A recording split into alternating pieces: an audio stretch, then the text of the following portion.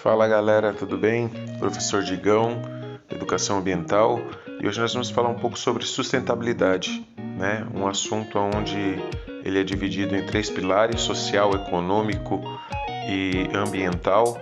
E sustentabilidade, na verdade, é você ter uma vida sustentável, se preocupando com esses três fatores, com esses três pilares e desenvolvendo assim uma vida de melhor qualidade em todas as áreas, tá?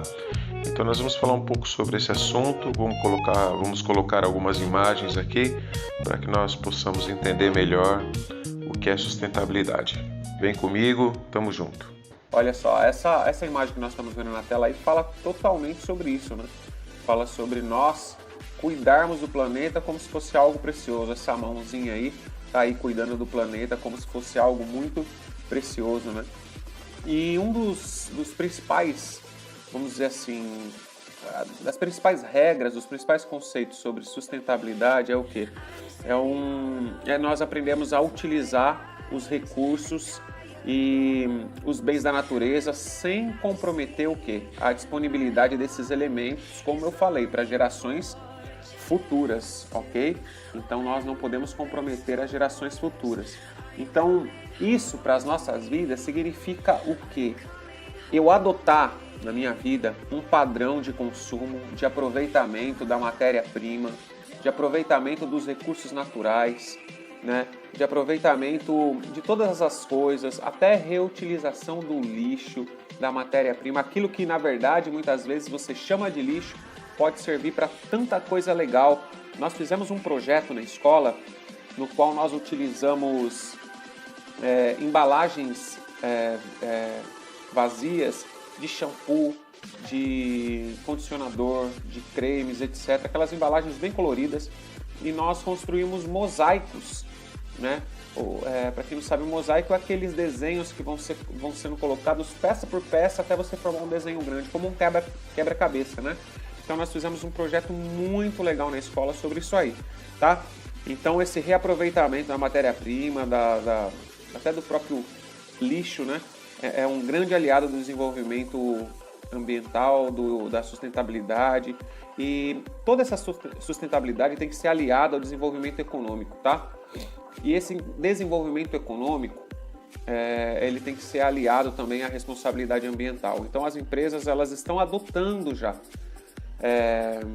medidas nas quais elas cuidam da natureza, ao mesmo tempo conseguem fazer aí a sua parte econômica funcionar, tá? Nós vemos aí uma grande medida aí nessa foto. Vocês sabem o que é essa foto aí?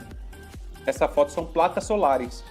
O que é placa solar, professor? É alguma coisa da NASA, do foguete? Não, placa solar é uma placa que você coloca em cima da sua casa, em cima das empresas, em cima, aí no caso está num terreno, e ela capta energia solar, né? E essa energia solar é armazenada, né, para depois funcionar ali uma grande bateria, né, armazenada, e ali depois funciona, tem o gerador, então é muito legal.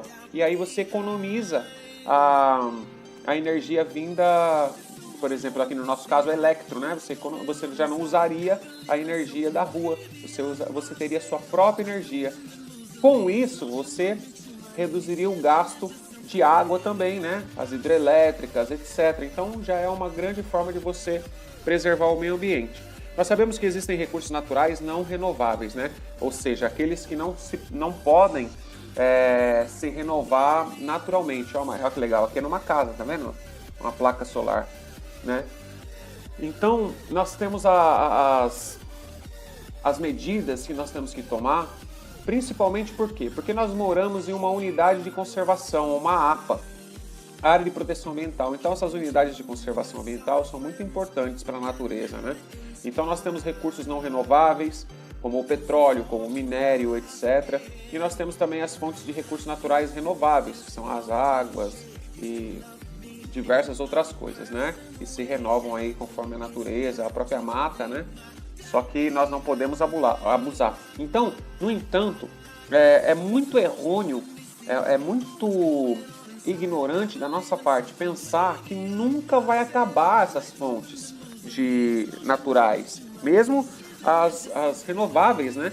Então nós temos que saber que elas não são inesgotáveis, que elas vão se esgotar se o uso delas forem indevidos, com certeza elas vão se extinguir com o tempo, tudo bem? Então nós temos que entender que nós temos sim que fazer a nossa parte, tá? Olha que legal, olha que foto linda, olha o país, olha o mundo onde a gente mora, tem lugares muito lindos ainda, né? Essa foto aqui, ela faz alusão a um pulmão deteriorado, né? Tá vendo que são matas ali? E essas matas estão no formato de um pulmão. E um pedaço desse pulmão ali foi queimado, né? Então, assim como uma pessoa fumante que usa droga, etc., tem o seu pulmão deteriorado devido ao uso dessas substâncias, a mata também, com as queimadas. E por que colocou a foto parecendo de um pulmão aí, professor? Porque não falam que a floresta, em geral, tanto a amazônica quanto as outras, é o pulmão do mundo, né? A floresta amazônica chamam de pulmão do mundo justamente porque, por causa da produção de oxigênio, etc. Nós sabemos que o oxigênio, a maioria, é feita nos oceanos, com as algas, mas você pode reparar, você está num lugar assim, cheio de asfalto, carro, imóveis, e está um maior calor. Aí quando você vai para uma sombra, para debaixo de uma árvore, o que acontece? Você não se sente bem mais refrescado? Não parece que bate um vento muito legal? Né? Fica fresquinho ali debaixo daquelas árvores. Por quê? Justamente por isso, né? É super importante as matas, tá bom? Vamos falar um pouco sobre as queimadas, olha só. Essas queimadas aqui, ó. Vamos falar um pouco sobre os recursos não renováveis. Por que não renováveis? Que não se renovam, né? Eles não se renovam com a intervenção humana, não se renovam naturalmente. Eu vou dar alguns exemplos assim simples que eu coloquei aqui. Minerais, ouro, prata, estanho, ferro, entre outros, tá? Eles não se renovam, você não consegue fabricar ouro. Caso você saiba fabricar ouro, você me manda um WhatsApp depois e eu já vou encomendar com você umas 3 barras de ouro, tá bom? Aí você fabrica para mim aí, você me dá e o professor fica rico. Outra fonte não renovável, que nós chamamos de fontes energéticas, é o carvão, petróleo, gás natural. Por que energética? O carvão, ele produz energia, produz fogo, existem empresas ainda com aqueles caldeirões, aquelas coisas que eles usam carvão, né? Antigamente tinha até aquela Maria Fumaça, né? Que era feita à base de fogo, né? A sua energia. Temos o petróleo, que fabrica gasolina e etc. O gás natural. Então também são recursos naturais não renováveis, tá? Então, mas como eu falei, os renováveis, nós não podemos achar que só porque ele se renova, que ele não acaba. Se você usar muito rápido, se você usar de forma errônea, eles vão se acabar. Vamos falar um pouco sobre o que agora, né? Nós vamos falar um pouco sobre as ações ações sustentáveis, vamos chamar assim, medidas sustentáveis, tá? Entre as medidas que podem ser adotadas, tanto pelos governos quanto pela sociedade, porque não adianta pôr a culpa só em prefeitura, só em governo, não. Cada um de nós temos a nossa parte na sociedade. Ah, esse lixo aqui que eu joguei em frente da minha casa, a prefeitura que tem que pegar. Por que você jogou o lixo? Né? Tudo bem, né? Nós temos a coleta de lixo e tal, mas faça a sua parte. Coloque no saquinho, ponha bonitinho as coisas. Nós não podemos judiar da natureza só porque tem um governo que parece que nós achamos que tudo é obrigação do governo, do estado, do governo federal, do governo estadual, do município. Não, a responsabilidade é nossa também, tá? Então, a primeira medida que nós podemos falar é a redução do desmatamento, tá? Olha só essa área, olha que coisa horrível. Você fala assim, isso aí foi colocar fogo, um monte de gente colocou fogo. Às vezes sim, né, para usar a área ali. Mas uma coisa que eu posso falar é o seguinte, muitas vezes um fósforo, um isqueiro, você bota fogo num pedacinho de mato, nesse pedacinho de mato acontece um desastre ambiental. Áreas de vários hectares pegam fogo por causa que você colocou ali num pedacinho para brincar. Então nós não podemos fazer isso, principalmente se o tempo estiver seco, né? Se tiver calor ou tempo seco mesmo, como no inverno, às vezes tem um tempo bem seco, tá? Outra medida sustentável, reflorestamento. Faça sua parte, plante árvores, não só no seu quintal, mas plante árvores em alguns lugares que você conhece, que tinham árvores e não tem mais. Quais árvores, professor? Procura saber quais árvores são nativas da região. Não adianta você plantar uma árvore que não tem nada a ver com a região, por exemplo, um pinheiro, não é da região aqui.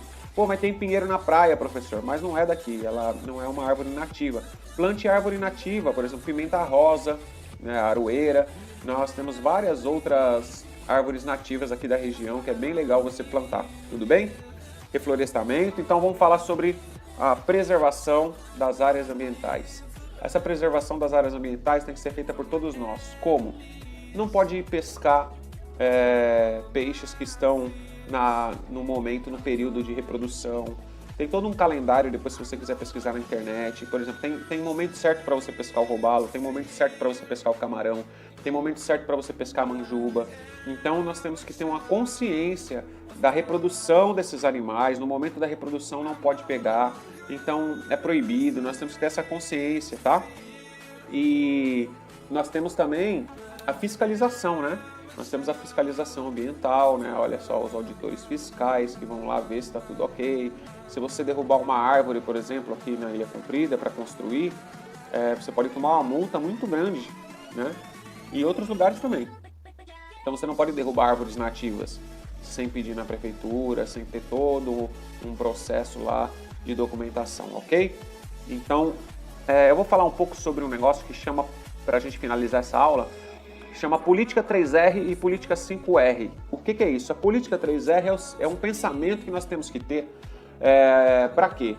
Para que nós venhamos a reduzir o nosso lixo, reutilizar o nosso lixo, ou os produtos que você vai descartar, a embalagem, alguma coisa. E o terceiro é reciclar, transformar isso em outra coisa.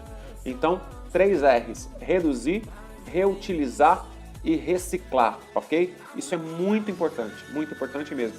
Nós gravarmos o nosso pensamento na nossa mente, ok? E a política 5R, o que é? Olha lá, não preciso nem falar, né? Tá aí na tela. Reciclar, recusar, reduzir, reutilizar e repensar, né? Você tem que repensar. Poxa, esse material aqui, ó, eu posso ter o mesmo produto e eu sei que essa embalagem aqui, ela é uma embalagem biodegradável, por exemplo. O que é biodegradável? Que se deteriora, que se degrada na natureza. Então, você tem lá, vou dar um exemplo que a gente usa bastante, né? O caderno.